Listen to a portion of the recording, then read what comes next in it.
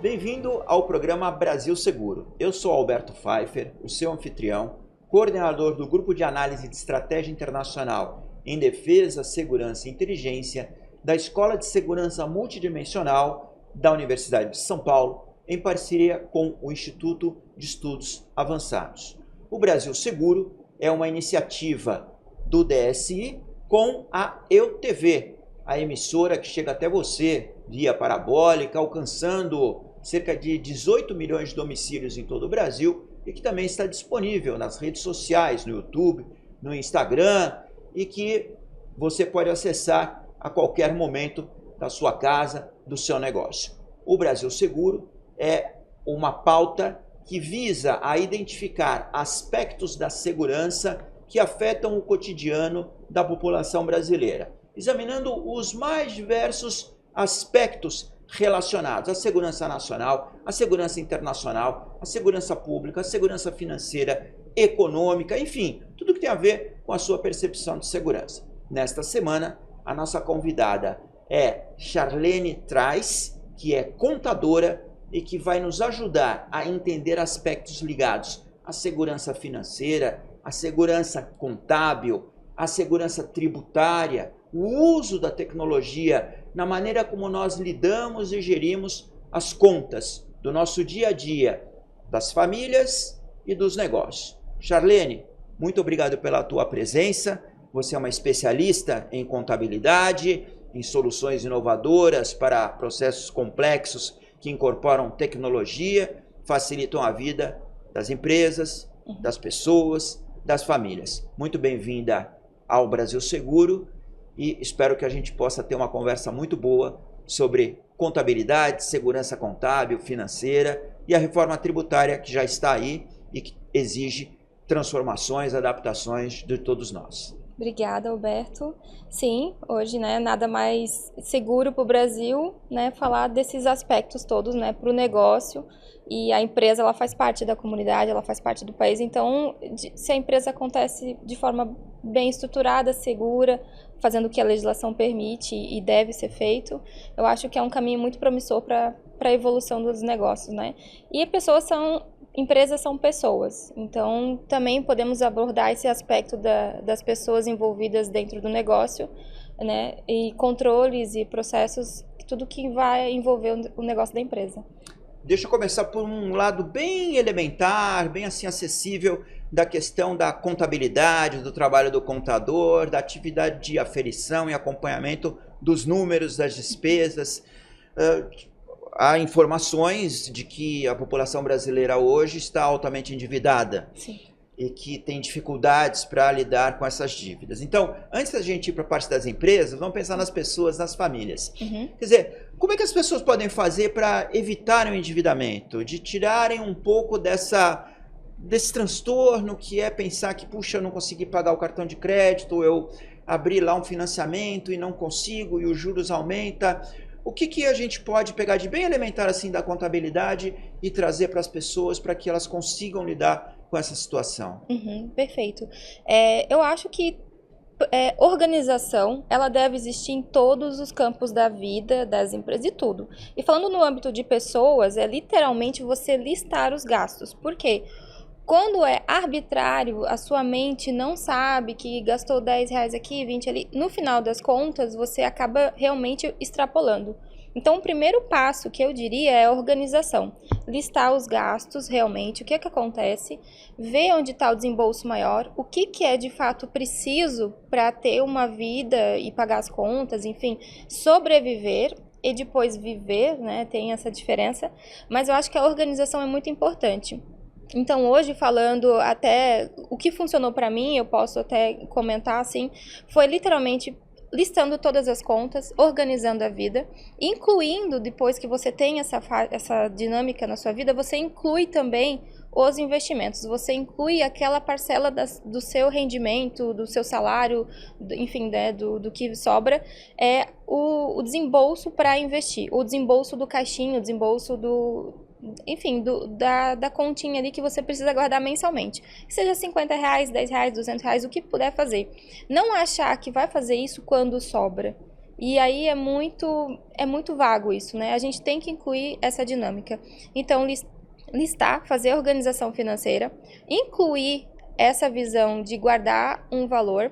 Se for mais fácil para as pessoas, colocar um objetivo, uma viagem, uma troca de carro, uma melhoria na casa, mas incluir isso como um objetivo, colocar essa faixa de investimento como algo obrigatório. Quer dizer, como dizendo na prática, você recebe o seu salário, você já separa ali a poupança. Exato. Já, não, daqui eu recebi 3 mil reais, já pego 300 e ponho na reserva. Isso seja para poupar para um objetivo mais de longo prazo, para um sonho que eu tenho de realização, de uma aspiração, seja para uma emergência. Exato. Esse dinheiro é essencial, ele não é uma sobra, ele tem que ser já separado inicialmente. Exatamente. Então, uma questão que as pessoas deixam para fazer isso no final do mês. Eu não concordo, eu acho assim que recebeu, vê a listinha, paga as contas e já tira esse desembolso. Como se fosse mais uma conta. Como se fosse mais uma conta. Lá no final do mês, às vezes a pessoa fica, eu não tenho muito dinheiro, tudo. Mas assim, aí você começa também a dar importância para aquilo. Então, o que eu vou gastar nesse mês? Vou me organizar e não vou considerar que só vou trabalhar com o que sobra. Aquilo tem que ser importante. E hoje também a educação financeira, né? A gente fala da poupança e tudo mais, mas tem bons rendimentos, a gente... Infelizmente, por um lado, e felizmente, para outro lado, os juros estão altos. Então, para quem souber pegar essa onda de investimento, um CDB adequado, um Tesouro Selic e tudo mais, vai conseguir também ter bons rendimentos. Então, sabendo onde colocar esse dinheirinho, você vai ver que vai render bem legal até dezembro, até o próximo ano, 5 anos, enfim. Vai ser uma boa alternativa para as pessoas. E aí você tem conhecimento hoje de graça muito na mão das pessoas, seja nas redes sociais, no YouTube, enfim. Então é possível sim, a pessoa precisa ter a vontade de pesquisar, a vontade de ir atrás e falar, não, essa não é a vida que eu quero viver no limite, eu quero uma vida confortável. Então, o que eu preciso fazer? Organizar minhas finanças, estudar para onde eu vou colocar meu dinheiro, de forma que ele vai render mais adequadamente, né? E aí, quando a gente fala um ponto que você falou das dívidas, né? Hoje, também, dependendo da dívida que você tem, você também precisa calcular e, às vezes, até usar IA, quem sabe, colocar os juros dessa dívida, quanto a guardar esse dinheiro numa rentabilidade legal. Qual que é o caso, né? Eu vou quitar a dívida mais importante ou eu vou manter esse dinheiro guardado e a dívida que eu fiz há tanto tempo atrás, numa outra época, ela segue? Então, por exemplo, tem muitas pessoas que vêm me procurar que tem Minha Casa Minha Vida. E é um juros interessante para quem fez já há 5, 6 anos atrás. Dependendo de como está esse contrato, é interessante manter o pagamento mensal e guardar essa diferença que você pensa em aportar numa boa aplicação, porque os juros hoje estão favoráveis. Mas cada caso é um caso, tá, gente? Por favor. Mas existe todo um cálculo envolvido, né? Se fosse tão fácil assim.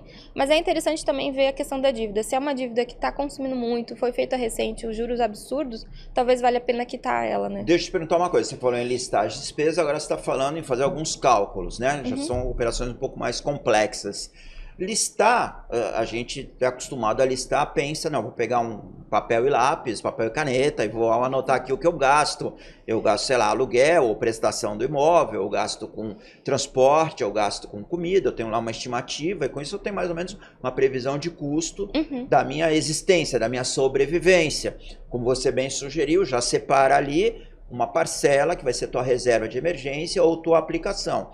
Mas isso quer dizer papel e lápis, papel e caneta. Hoje a gente tem ferramentas tecnológicas que ajudam nessa organização do desembolso, do acompanhamento contábil da pessoa. Tem aplicativos, você pode mencionar algum que as pessoas podem olhar, porque eu acho que tem pouca informação quanto a isso. A gente não tem assim, eu não lembro de ver, por exemplo, nos aplicativos do Google, por exemplo, lá um Google que me ajuda a manter as contas em ordem. Eu tenho que pegar uma planilha, um Excel e fazer isso, né? Então, tem alguma coisa que facilite e depois fazer esse cálculo dos juros? Como é que eu consigo lidar? Hoje você pode estar utilizando, dependendo do conhecimento da pessoa, sim, tem vários aplicativos, né? Eu utilizo um Self-Financial, que ele consolida todas as minhas contas num... Como é que é o nome? Self-Financial. Self-Financial é um nome em inglês, né? Tá, Mas que é um aplicativo. É um aplicativo. Dá para ir lá na Google Store, e Isso, pegar. pode pegar. Tá. E ele consolida todas as minhas contas do banco e lá eu também consolido as despesas que estão vinculadas no débito automático, por exemplo. E assim eu consigo ver já o que sai e o que entra. As aplicações ele também integra esse aplicativo, então ele traz as aplicações, o que está rendendo e tudo mais.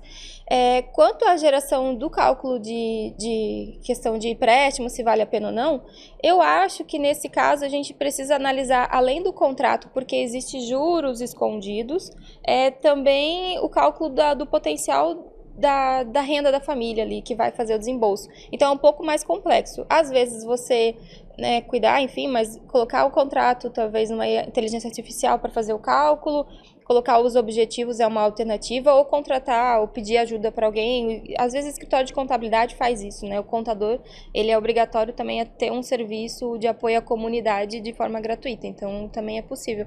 Mas poderia ser feito assim. Aplicativo hoje que faz esse cálculo se é rentável ou não, eu não conheço exatamente para contratos, mas esses aplicativos que consolidam a sua conta como Self-Financial, eles são muito bons porque você, quando visualiza e vê as linhas um pouco em vermelho, não vai ter saldo e tudo mais, já dá um assustamento. Aparece isso. Tá. Aparece isso.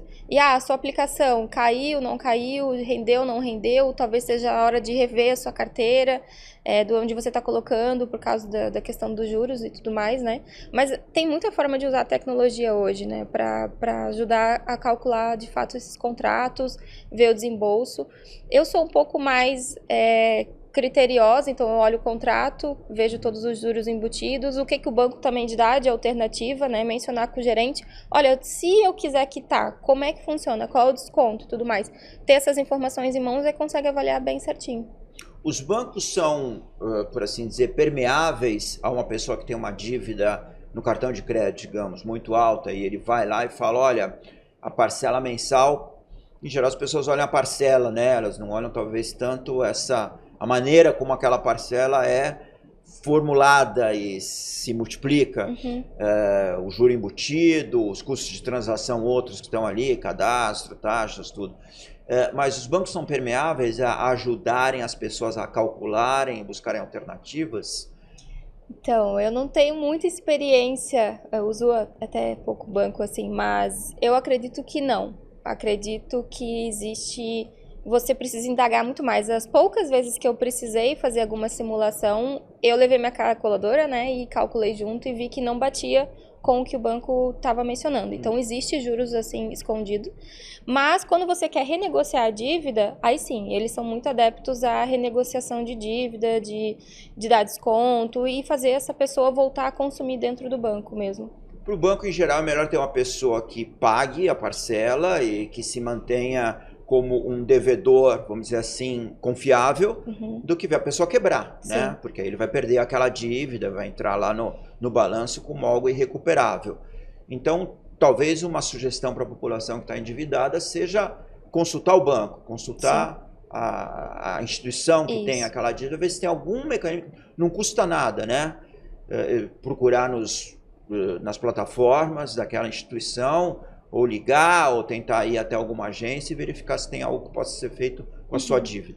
É uma boa sugestão? É uma boa sugestão. A gente também está tendo programas recorrentes aí de desenrola, né, do governo. Eu não acompanho qual é toda a tratativa, mas sim, os bancos são adeptos a isso. Mas de qualquer forma, cartão de crédito é um problema se não for bem utilizado, né? Se for bem utilizado, ele é muito bom, né? Eu acho assim, a questão de milhagem, a questão de benefícios e tudo mais, se você souber usar hoje, né, como eu comentei dos juros, jogar para o cartão e pegar esse valor que você está usando no cartão e jogar para uma aplicação, e, enfim, fazer cálculos ali, você vai ver que nesse período que você está usando o cartão, por exemplo, é muito vantagem ter o valor aplicado, porque está rendendo aquele valor também. Aí no final tem a fatura, enfim, tudo com muito controle. Aí tem os benefícios do cartão. Mas se você falar de desenrola, de renegociação de dívida, sim, o banco ele é muito adepto a isso, ele quer realmente que essa pessoa continue consumindo o banco, né? E não aquele que faz uma dívida, some, aparece depois 5 anos querendo 90%. Não, se gerar parcela, se já está ali consumindo, tendo a movimentação, com certeza é vantajoso para eles. Perfeito. Muito bem. Voltaremos aqui no Brasil Seguro, continuando o bom papo com a Charlene Traz sobre segurança contábil, financeira. Até já.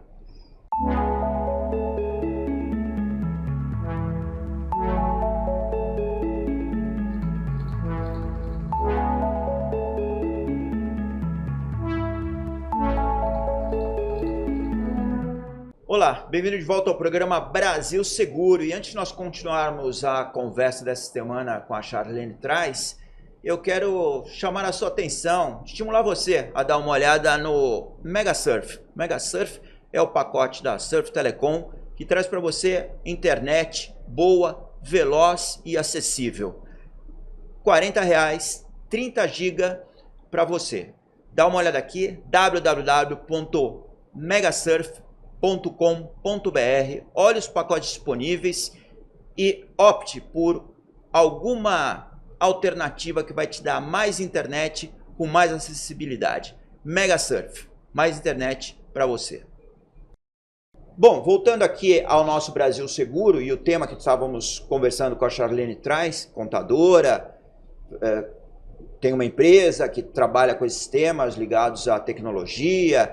Charlene, a gente estava falando no final do bloco anterior, no aspecto da segurança contábil, da segurança financeira das pessoas. O governo às vezes vem com alguns programas que tentam dar conta do alongamento das dívidas, mas vem agora uma nova transformação das relações financeiras com a reforma tributária. Como é que você está vendo a reforma tributária? De que forma ela afeta as empresas, as pessoas? Qual é o teu encaminhamento, teu aconselhamento? Sim, é um tema muito forte, eu acompanho bastante as discussões, né? Não tem como ficar fora disso, ele abrange toda a organização. Então, as pessoas, né, um tempo atrás achavam que mudança tributária, a contabilidade resolve. O setor contábil vai lá, resolve, vai parametrizar o sistema, eu fico aqui na minha rotina. Com a reforma tributária, ela abrange toda a organização. Todas as pessoas vão estar tendo que se atentar aos processos e aos negócios por causa da reforma tributária, porque você vai ter que cuidar de aspectos externos, né? Na contabilidade a gente sabe aspectos internos da organização e aspectos internos. E a reforma traz isso, cuidar dos aspectos externos, que são os seus clientes e fornecedores. Então, conforme a tributação deles, o que eles pagam, a movimentação deles vai refletir para o seu negócio. Então, pessoas, né? Em todas as áreas são pessoas. Então, a minha atividade até o momento é uma, né? No meu setor. E a partir da reforma tributária, eu vou ter que ter outros pontos de atenção. Vou ter que me adequar a fazer outros questionamentos e ter outras rotinas dentro da minha organização. E haverá um prazo para adaptação, para a introdução dessas novas regras? Sim. Como é que vai ser isso? É um prazo de 7 anos, até 2033 vai ser a virada de chave, mas a gente já está falando disso desde 2025. Esse ano já teve adequações da reforma, ano que vem já vai ser muito mais impactado, já começa a ter outras atividades. Então, as empresas hoje, quem não começou já está atrasado, né? As empresas a gente está falando desde a grande empresa, a grande corporação, a sociedade anônima, a sociedade limitada, até o pequeno empreendedor, o microempreendedor individual. Todo mundo vai ser afetado, vai ter que se adequar à reforma tributária. Isso. Hoje, 90% das empresas no Brasil são de micro e pequenas empresas. E essas empresas é onde mais vai sofrer. Porque é uma empresa que ela não investe tanto em gestão. Ela não investe tanto em conhecer o seu negócio. Ela quer fazer dinheiro, quer tracionar, quer evoluir, quer crescer. E aí, onde você não tem gestão, muitas vezes vocês não têm, as empresas não têm os dados para fazer o impacto da reforma tributária. As grandes sempre são as mais afetadas. Mas ela tem uma equipe de 100, 200 pessoas só para organizar isso e treinar interno. Quem é o pequeno e o médio não tem. Então, o primeiro passo é verificar todo o fechamento do balanço, dos dados do ano passado e fazer as análises do impacto que vai ter dos seus clientes e fornecedores. Mas isso para o pequeno e médio é um pouco mais restrito, não são todos que fazem. Então vai ser a grande massa que vai sofrer com a reforma tributária. Tem um aspecto da reforma tributária que é tipo, tem uma transmissão de créditos tributários dentro das cadeias produtivas, por assim dizer, né? Sim. Até hoje, as pessoas que são habitantes do Simples, os microempreendedores individuais, não se defrontam com essa com esse aspecto, né? A gente quer evitar o imposto em cascata, o imposto sobre o imposto. Mas como é que isso vai se dar para o pequeno empreendedor? O que ele precisa fazer para se adequar a isso? E para ter os benefícios correspondentes? Hoje a Receita ela tratou uma linha de divisão de 3 milhões e 600 anual. Quem fatura menos que isso... 3 milhões e 600 reais por ano é um teto. Um teto que caracteriza o pequeno empreendedor, é isso? Isso. Tá. Ele vai conseguir ficar nessa modalidade, vamos supor, do Simples Nacional, quem fatura menos que isso. E nada muda hoje, né, dentro desse ambiente. Porém, se ele negocia com grandes empresas e outras clientes dele que necessitam desse crédito, ele pode ficar menos atrativo. Então, basicamente, a Receita jogou a responsabilidade toda para a empresa saber se ela vai querer ou não gerir seu negócio de uma forma atrativa ou não. Porque antes você tinha um crédito pequeno do Simples quando adquiria, mas para quem era do Simples era muito interessante porque pagava menos imposto. A partir dessa faixa de valor de 3 milhões e 600, meio que é obrigatório você ir para o regime normal, que é o novo regime que vai ter o IBS e CBS, né, o IVA. E aí sim, quem você vende a sua mercadoria ou presta serviço vai tomar 100% do seu crédito. O que quer dizer? Explica um pouquinho melhor para a gente. Quer dizer, eu sou um pequeno empresário, eu estou no regime do Simples. E eu presto serviço para uma empresa grande. E eu emito minha nota fiscal hoje, pago lá a minha alíquota e está tudo bem, o contador emite, eu pago o imposto, está tudo certo, eu não tenho preocupação nenhuma. Minha preocupação é com o meu negócio, não com a parte tributária ou contábil.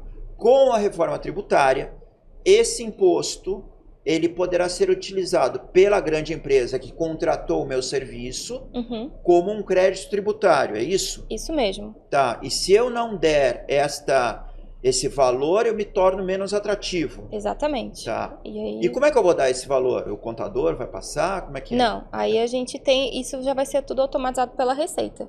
Na verdade, no momento da emissão da nota contra a pessoa, e aí esse seu cliente te pagar, você já vai receber o valor líquido de imposto. O imposto dessa transação já vai direto para a Receita Federal no momento do pagamento, que é o famoso split payment, né, que eles estão construindo com os bancos.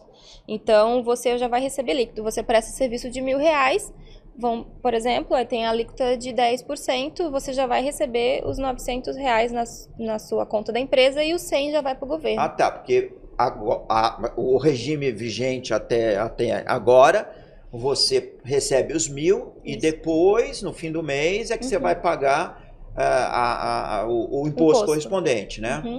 Então aí, agora não, é automático. É automático. No ato da transação. Exatamente. Então, que já atrapalha um pouco, porque você podia fazer o caixa naquele valor. Você só ia apurar o imposto e pagar no mês subsequente, né? Exatamente. Então, hoje para os meus clientes é um dos pontos prioritários que eu lido com eles, que é a geração do fluxo, é o acompanhamento do fluxo de caixa de fato. Você podia até não pagar o imposto, se estivesse no mês apertado, pagava depois, pagava a multa. Refis, né? O famoso refis, enfim, N situações. Agora aí. Não. Emitiu a nota já na boca do caixa, quer dizer, na boca do caixa não, na transação automática, lá já o imposto fica para a Receita. Exatamente. Tá. Então ela antecipa toda a parte dela, né, a Receita, então o meu já está garantido no momento.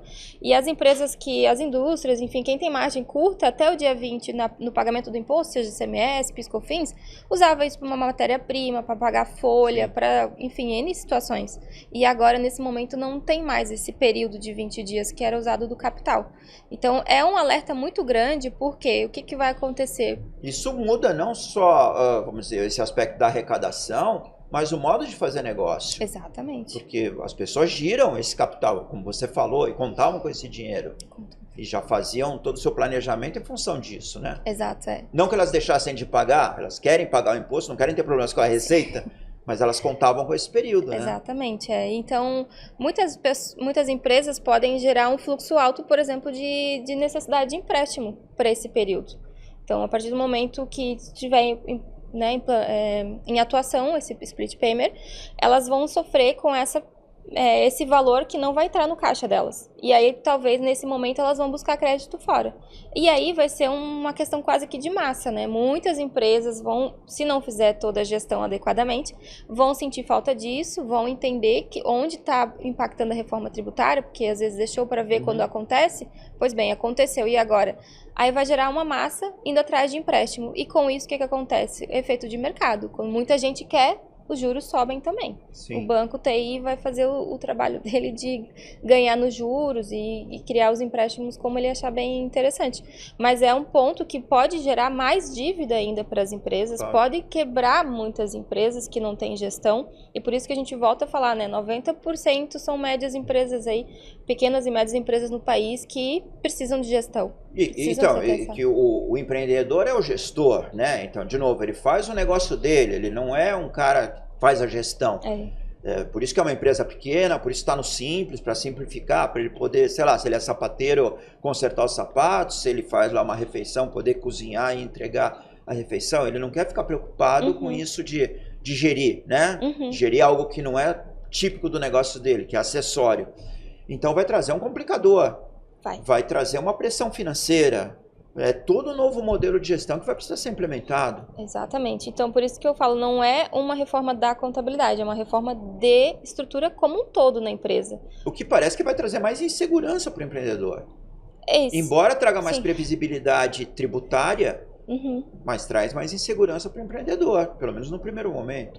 E também é muito diferente, porque hoje o governo ele vai estar vendo a sua movimentação financeira, né? Naquele momento que vai sair o desembolso do imposto. O que antes a gente está acostumado com uma guia, com algumas outras questões. Vai ter sim, para as empresas que têm muito crédito, vai ficar o crédito guardado até ter o faturamento para consumir esse crédito, e outras que vendem mais e compram menos, por exemplo, vão ter as guias que vão gerar os pagamentos dos impostos.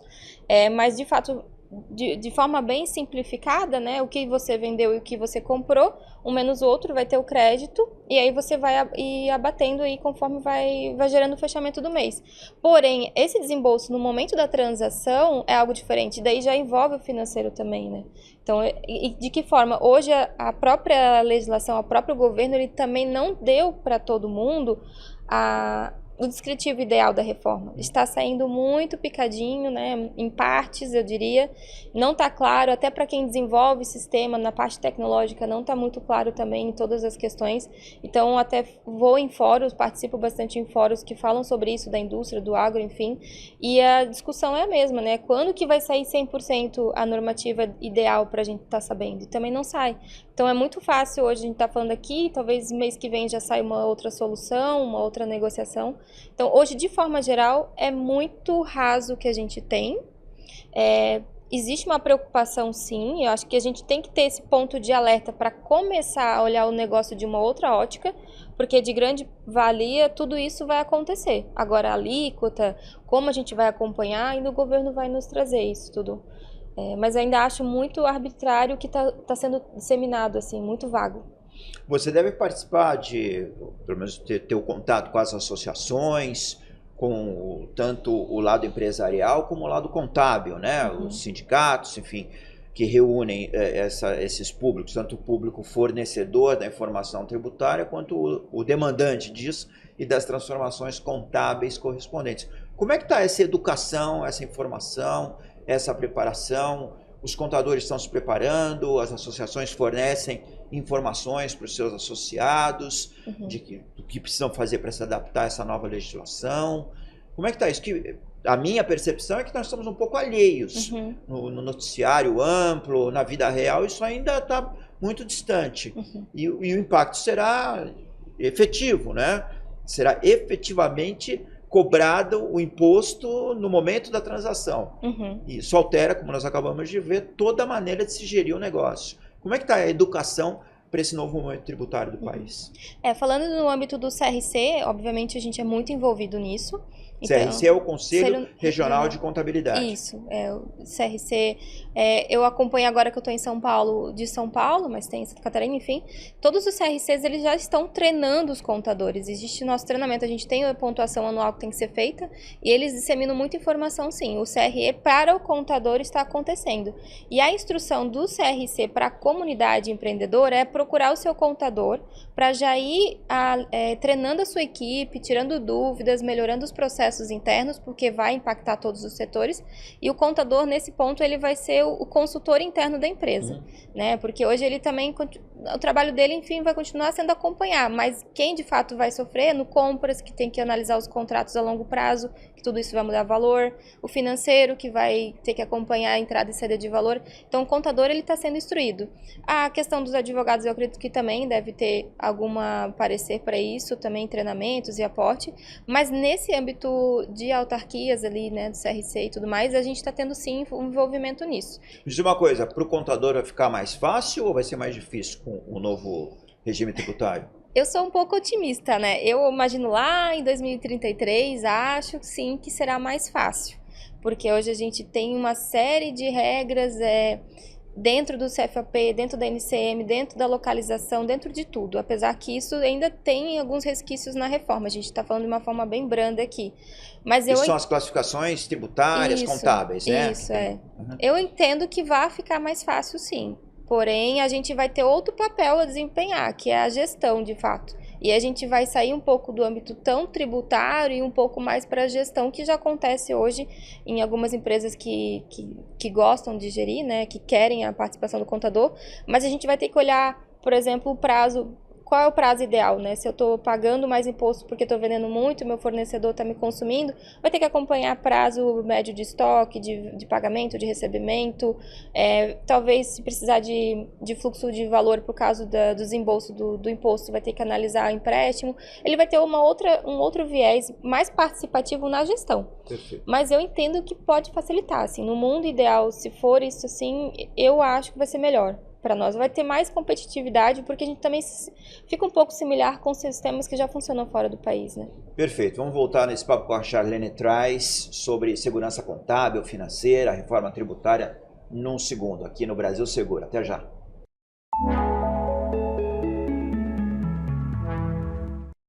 Olá, bem-vindo de volta ao programa Brasil Seguro. Nesta semana, segurança contábil, tributária, financeira, o que acontece com a reforma tributária, como ela impacta seu negócio, sua vida contábil. A Charlene traz, que é contadora, trabalha com esse assunto faz mais de 15 anos e está nos ajudando a entender essa transição para o mundo da nova situação tributária do Brasil.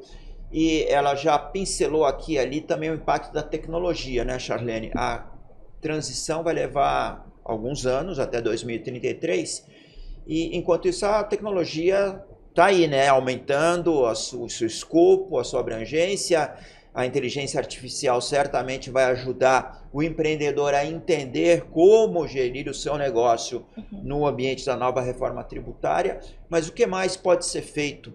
Você que usa instrumentos tecnológicos, que faz esse processo de adaptação das normas contábeis para o cotidiano das operações das empresas, o que você pode indicar para os nossos espectadores em termos tanto dessa transição como da boa gestão? Você comentou também que para o contador, vamos dizer que o contador até hoje é um camarada que faz emissão da nota, que acompanha os pagamentos e desembolso, mas que agora vai entrar talvez numa fase em que ele tenha que ser mais um gestor participativo da vida da empresa, quer dizer, fica um trabalho mais qualitativo.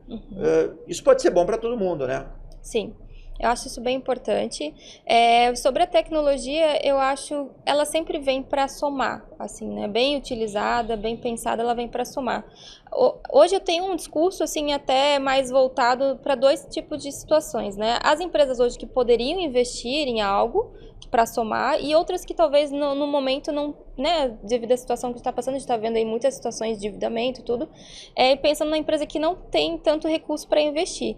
Essas empresas que hoje não têm tanto recurso, eu diria que poderia fazer o básico bem feito. às vezes parar um momento, olhar os seus processos, olhar as pessoas que estão envolvidas, ver o que dentro de casa ela pode arrumar, às vezes ajustando pequenos passos, pequenas mudanças de uma forma que faz assim, vai fazer diferente, vamos trabalhar nisso.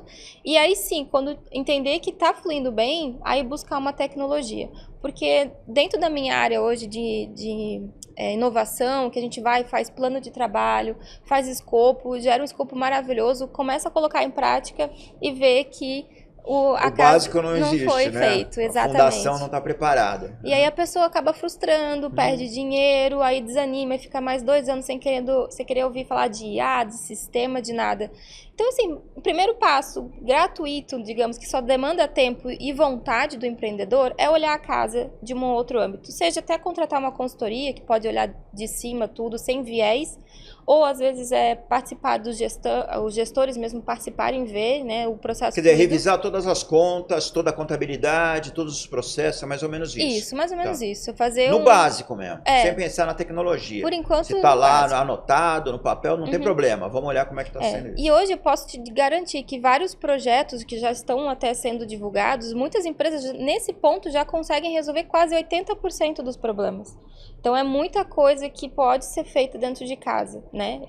Ou com especialistas de consultoria, ou mesmo dentro de casa. Voltando para a inovação, com certeza tem muita ferramenta boa no mercado, startups não param de surgir com ideias maravilhosas.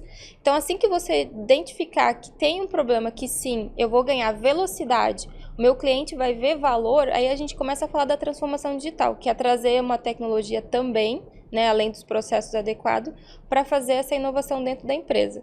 Então, a tecnologia ela tem que dar velocidade para o que já funciona bem. E aí sim, ela de fato vai ser rentável. Aí o teu ROI vai ser visto. Agora, dar velocidade para um erro que já está acontecendo, para uma base mal construída, aí não é o caso, né? Você falou, ROI é o retorno do investimento, né? O famoso ROI. Exato.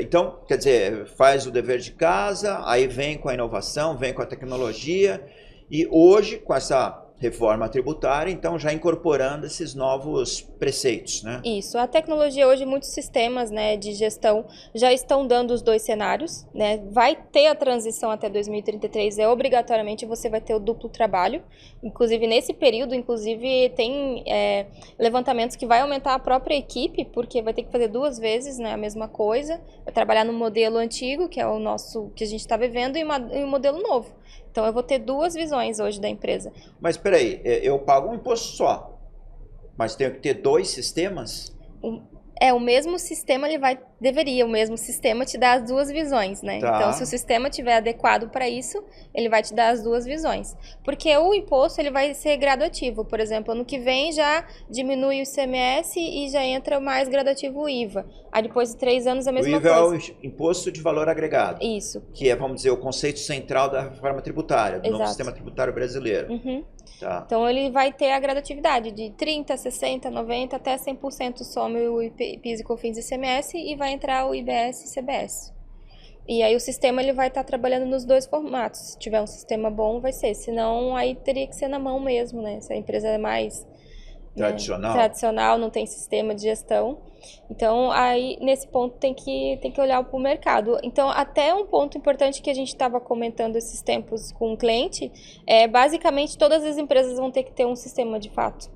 E a gente acaba com a informalidade também, porque vai precisar tanto da emissão, dos acompanhamentos, então você acaba tendo a obrigatoriedade de ter pelo menos um sisteminha de gestão mínimo que seja para fazer o acompanhamento de tudo isso. Na tua percepção de toda essa transição, que parece ser razoavelmente complexa e prolongada no tempo, no fim do dia a gente vai ter mais, embora a ideia seja racionalizar a tributação, simplificar a arrecadação, acelerar a coleta dos impostos, a gente vai aumentar o custo para as empresas, elas vão ter mais trabalho para fazer o seu negócio? Sim, vai ter. Com certeza, vai ter. E esse custo certamente será repassado ao preço. Sim, sim. Quer Todos dizer, nós vamos pagar a conta mais cara. Porque o IVA já nasce com uma alíquota maior. E eu quero lembrar aqui que é um pouco, nem é tão discutido, mas todos os impostos seguem normal. PVA, IPTU, os impostos da folha.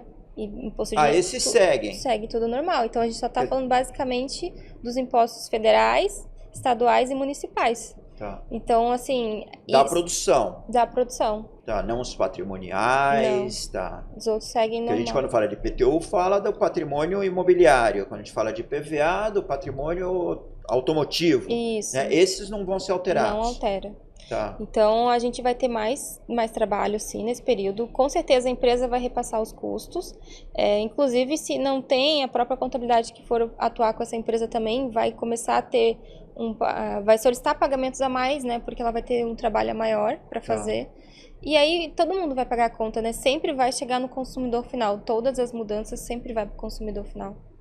Bom, mas você como contadora, na verdade, você apenas trata de seguir a regra contábil, sim, orientar os seus clientes para se conformarem a ela, né? Atuarem conforme essa nova regra contábil. Uhum. Então, pelo que eu entendi, a tua sugestão é, nesse período de transição, cada vez mais comunicação com o contador, uhum, trazê-lo para a gestão, para que ele te oriente, para que durante a transição você acompanhe esse processo, esse parcelamento, culminando em 2033 com as novas práticas contábeis, e aí não é problema teu se isso vai onerar mais ou menos o custo de transação, mas sim que a pessoa consiga funcionar segundo esse novo regime contábil. E aí, essa questão da gestão, né? Como fazer isso da maneira mais suave, né? Então, a gente precisa analisar toda a questão de custo, analisar a performance. Então, é isso que eu digo, é uma coisa muito ampla. Então, imagina que eu vou ter a reforma tributária, vai aumentar muito o meu custo. Como eu vou passar isso para o consumidor? Eu não posso jogar 100%. O que eu posso melhorar dentro de casa para não deixar o meu valor tão alto? Tá. Então, eu vou ter que tentar trazer ou uma tecnologia ou uma questão de processo mais refinado para ser mais ágil. Às vezes, mudar uma posição interna. Tem 5 pessoas que fazem isso. Vamos automatizar para ser 4. Essa automatização pode ter uma redução de custo. Então, tudo isso faz parte da gestão do negócio. Então, é uma conversa muito ampla, porque sabendo hoje do meu planejamento, o que a reforma tributária vai ocasionar para mim, eu vou saber o impacto e vou ter que trabalhar dentro de casa para ver o que eu posso melhorar, para não passar todo o custo, que eu posso reduzir interno, seja de pessoas, seja de material, às vezes mudar o material, tá, fornecedor. Então, essa gestão é muito importante. E me diz uma coisa, para o consumidor, como é que a reforma tributária vai impactar? Lá na boca do caixa, eu vou pagar um imposto só, eu vou saber quanto eu paguei, eu vou ter algum crédito tributário, como é que funciona isso? Existe o cashback, ainda não é muito abordado, né? Então, como consumidor, o governo quer devolver uma parte desse tributo, mas é um assunto que ficou em stand-by, esse cashback, e eu até nem tenho... Cashback é o quê? Um dinheiro que você vai receber de volta. Isso. Você comprou alguma coisa e você ali pagou imposto, mas você vai receber esse imposto de volta. Na teoria, a ideia deles é fazer... Teoria. Na teoria. Tá. Mas isso só para 2033. Ao longo do caminho. Por enquanto não está claro como vai ser. Não tá. A reforma, a implementação dela começa pelas empresas. Isso. Vamos dizer, esse impacto no bolso do consumidor pode vir pela otimização dos processos, mas o recebimento de parte do imposto não acontece ainda. Não. Provavelmente vai ser a última parte a ser desenvolvida, né? Porque como a Receita vai dar o dinheiro, ela deixa lá para o final. Aí depois ela vê se vai fazer isso. Mas é para acontecer também, para gerar essa cobrança da própria população com o seu tributo, né? A gente está falando aqui bastante do aspecto federal, do aspecto estadual e municipal. Os impostos são pagos, que o Simples, por exemplo, abarca tudo, né? Sim. Como é que vai ficar? Então, eu fui num evento semana passada, inclusive aqui na Fiesp, e aí a gente comentou sobre isso. Tem aquela questão que todo mundo vai ser igual, mas ainda continua a Zona Franca de Manaus, por exemplo, né? Então, para os estados é meio complicado e isso está tendo muita conversa. Santa Catarina vai lá, comenta que pode perder indústria, enfim. Então, isso aí no âmbito estadual também, eles estão entrando com várias solicitações de mudança quanto a isso, porque existem estados que são bons para negócio, estados mais afastados e não tem infraestrutura.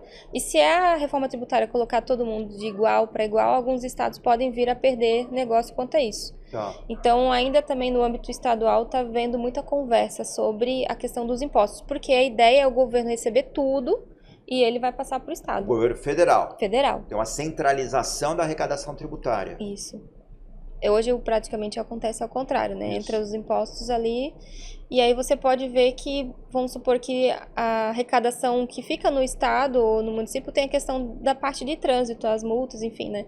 Então, às vezes, eles podem tentar fazer de uma outra manobra para arrecadar mais estadual de uma outra forma, aumentar IPTU ou algo nesse sentido. Então, existe uma conversa muito ampla disso. O estado não quer perder o que está acontecendo e ele está batendo no federal para como vai otimizar isso da melhor forma.